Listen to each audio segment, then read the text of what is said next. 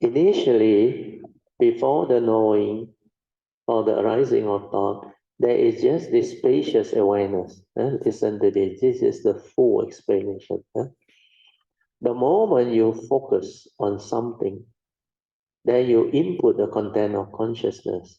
Then consciousness becomes restricted or limited and becomes a thought. Take for example, seeing. Initially, in the seeing, there is only the seeing consciousness, no one to see. But the moment you are preoccupied with what you see and without the wisdom, yoniso manasikara, at the moment of sense experience, then the egoic mind, born of sakaya aditi or wrong view, with regards to the atta and the self, or the self has already arisen, causing you to grasp and cling onto what you see.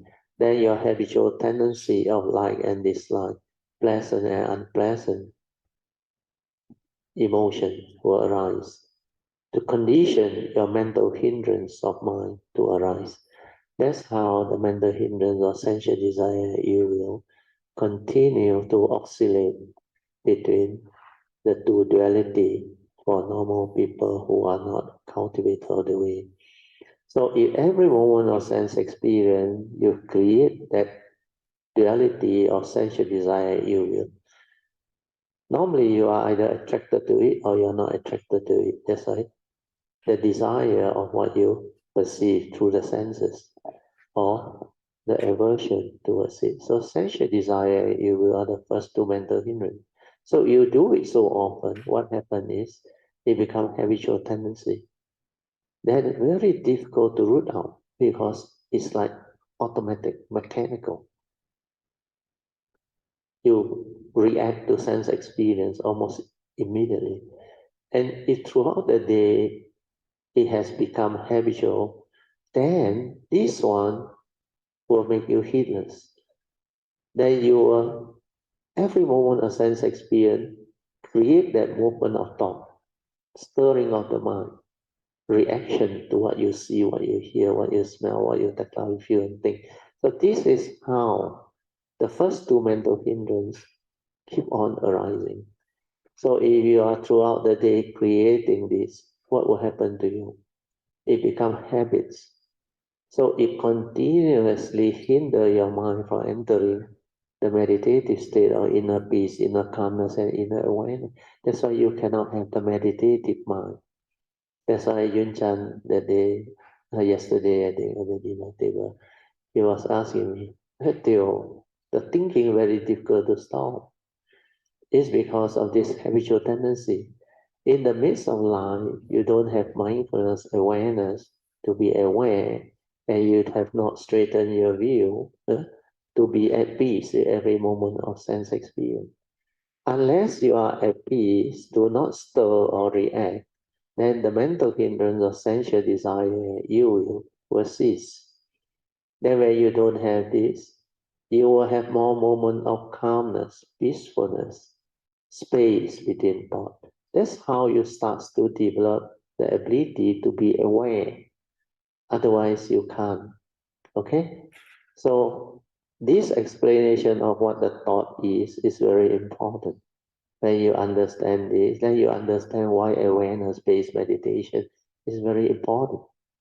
If you don't develop awareness, the stability of it, you cannot develop the direct seeing, the wisdom, and you cannot understand who you are, what you are, and how you get yourself into trouble, afflicted. So all this understanding will enable you to straighten your view and transform yourself from a heedless way of habitual living to a heedful way of living. When you are heedful, you become different. Your mind becomes different. There is clarity, there is tranquility, there is stillness, there is awareness. That is your meditative mind. So understand this, okay? Okay, we move on. As form is the product of thought, hence thought can see form. But form cannot see thought because thought has got higher intelligence than form. Likewise, since thought is the product of awareness, hence awareness can see thought or be aware of thought. But thought cannot see awareness because awareness has higher intelligence than thought, which is limited and egoic. So now you understand the process of creation, okay? External form, everything external, phenomenal, where your senses can perceive them through our consciousness. And when you input the content, it becomes the thought. So thought has that slightly higher intelligence to see external form. That's why form is less intelligent than thought. Thought can see form, but form cannot see thought. So you see this clearly. Then likewise, how did thought arise?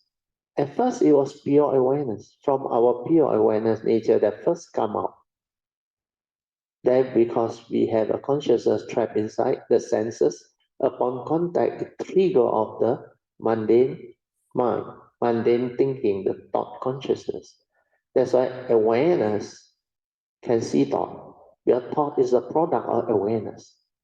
Product of awareness means awareness is responsible for the creation of thought. That's why thought can never see awareness. Awareness can see thought. Likewise, thought can perceive external form, but external form cannot perceive thought. So you know the creation process and the hierarchy. Then when you know the hierarchy, you should know the external form actually is not real.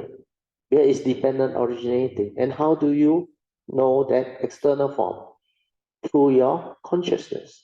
You perceive it. It's only an image. Consciousness, energy. And basically it's thought, limited. That's why you hold on to this, you entangle yourself within the conditioned world through delusion, sakkayaditthi, avijja, you get yourself entangled.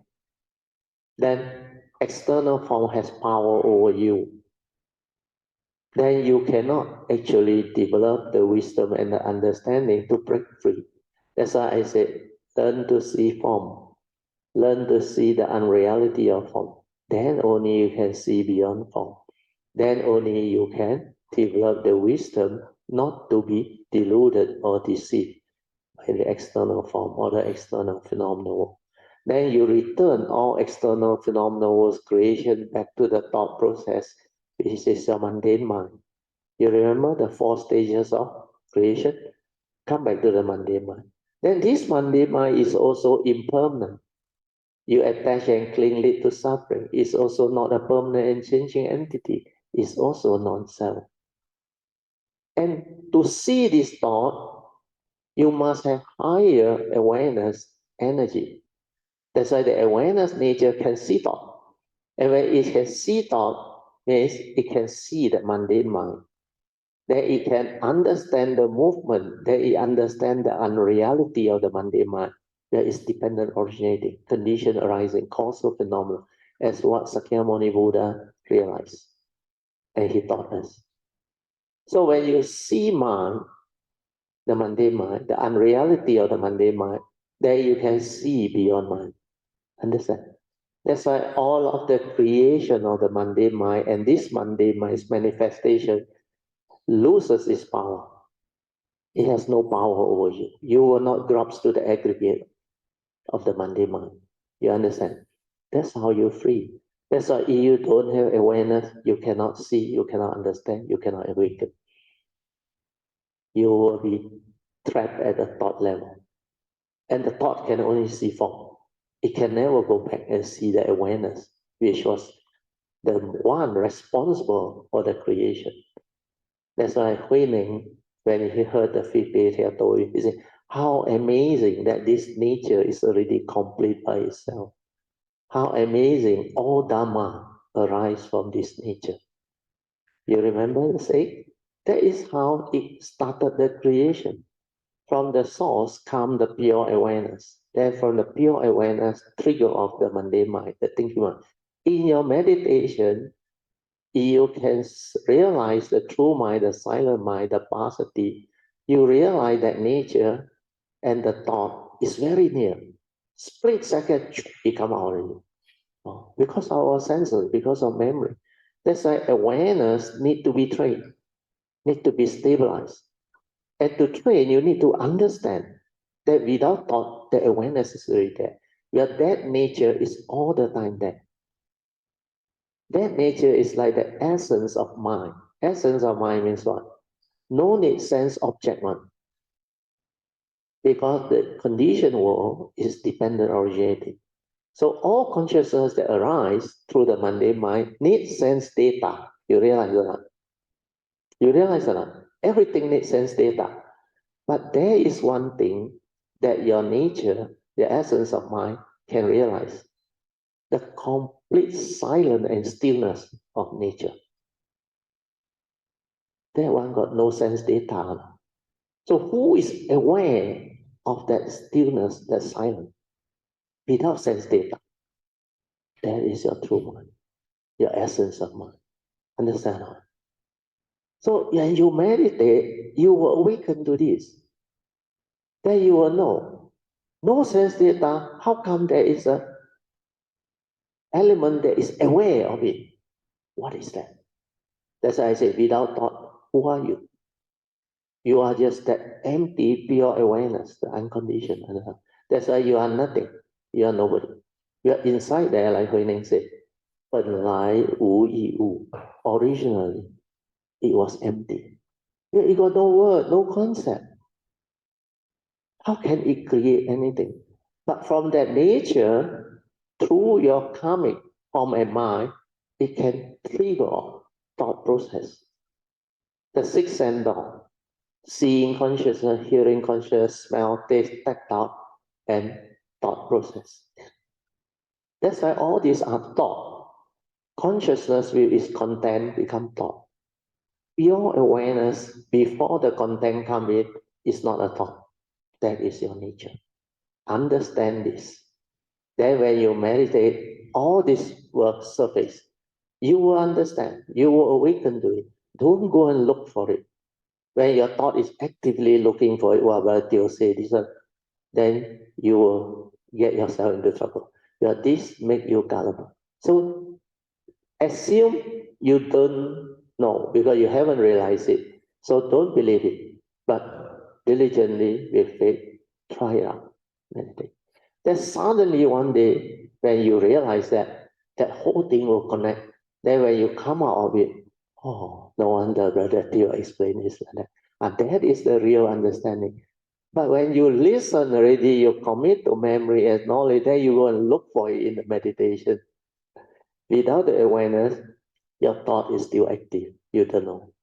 That is what harm is trapped in. Understand? They may have jhana and all those things. The mind can be very calm, like no thought. But without awareness, not a free mind, you cannot understand all this movement. And where is Alicia? Oh, meditating. Never mind, never mind. 你要 share 吗? This morning, the morning exercise, she has a very good sharing. You pass the mic to Alicia. Thank Brother Tew, Mrs. Tew, and all Kalamita. After exercise, 我感觉到很轻松，然后我就躺下去 meditate，因为我感觉到我很像很爱睡。Yeah, the nature telling her to meditate. So 我就去躺着 meditate，然后我就进入我进去里面很久。Yeah. 很久，然后过了差不多有20分钟。Yeah，有25分钟。出来25分钟的。对对，还有我在 exercise 的时候，the awareness nature 是所有人的 movement，那个 movement 这样子的，然后不然就叫我们那个是从这里这样去看到全部人，我说very amazing according to her. Never see before. Because when you have the awareness, you can see one. You no need to purposely look at the sound. The awareness saw. That's why I told her, Sadhu, later on, you not only see this gross one near you, you will see nature's phenomenon. all of its activity and movement, physical, mental, and nature's phenomena. These three, they always appear. You know what is physical phenomena? All your physical movement, activity, human beings' physical, like your exercise, her nature can see. Understand? It's not the thought see that movement. No word. But she got to describe to you. So amazing. The first time she see. Then I say, when this one start, if you continue to stabilize all this awareness, daily mindfulness, then later on, even in the midst of life, you start to see every phenomenon external. External is what? Nature's phenomena, understand? And nature's phenomena, not necessarily just the moving car, the plant, the tree, the flow of the movement of this nature's phenomena. Even the moving cloud later on, the wind, the breeze, all of nature's whatever activity that inner awareness and nature can see, can be aware of. It is so beautiful. That's why I say the pristine beauty and wonders of nature, you start to see. Then later on with this awareness, you can see your mental phenomena. All of your thought movement activity, you can see them very clear. That is your subtle mental intention, chaitana, your subtle delusion that condition you to be like afflicted or start stirring your mind and reacting. Everything you start to see. Before this, you can never see the subtle greed, the subtle defilement, the one that come back through the back door. All you cannot see. But once you have this type of awareness, which is so stable, it has become part of you, then you start to see. Do you understand? Let's rejoice. Huh? Sadhu, sadhu, sadhu. This is what awareness-based meditation is all about. When you do it correctly, all these things manifest. Not only I can do it, now Kayanamita can do it. And they can see. Understand? So have faith, do, develop the awareness. The Buddha already said heedfulness is the path to the deathless. The heedful never die. So you need heedfulness to really cultivate, to have a chance to become enlightened. At the moment you are heedless, you are as if dead. You don't stand a chance. Spiritually dead. So what is heedfulness? Apamat, sorry, Dhammapada verse 23. Ever mindful, constantly meditating, and the steadfast one, they will realize the supreme enlightenment, Nibbana.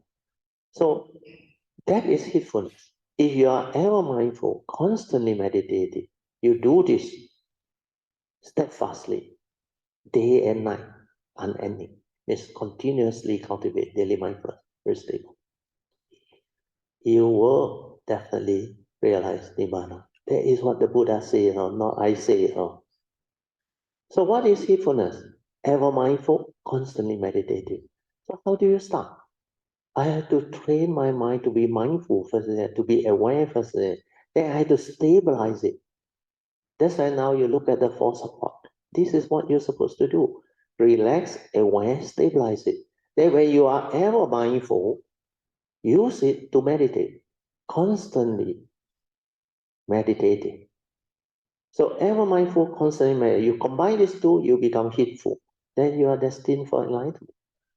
So constantly meditative is constantly use this awareness nature, the stability of the awareness nature, to cultivate Noble Eightfold Path. To cultivate Noble Eightfold Path means inside the Noble Eightfold Path, it covers all aspects of the what they call essential Dhamma of the Buddha. From right view, the field of cultivation is already so wide. Law of karma, law of mind, law of truth. Then, of course, right thought, right speech, right action, right livelihood. Then the four right effort. Then after that is, of course, right sati and samadhi. All this each and every of these path factor, the field of practice is, the scope is very, very wide. That's why unending. So what you do is, initially when you are heedful, you will see a lot of things that the thought never see. You will observe through the silent mind the awareness nature of a lot of phenomena that the normal people cannot see. That's why you can awaken an insight into nature's phenomena, into all phenomena within the existential world. Then that insight will bring forth the understanding of the three universal characteristics of anicca, dukkha, anatta that the Buddha mentioned. Then with that, you will root out sakkaya ditthi, the first factors gone.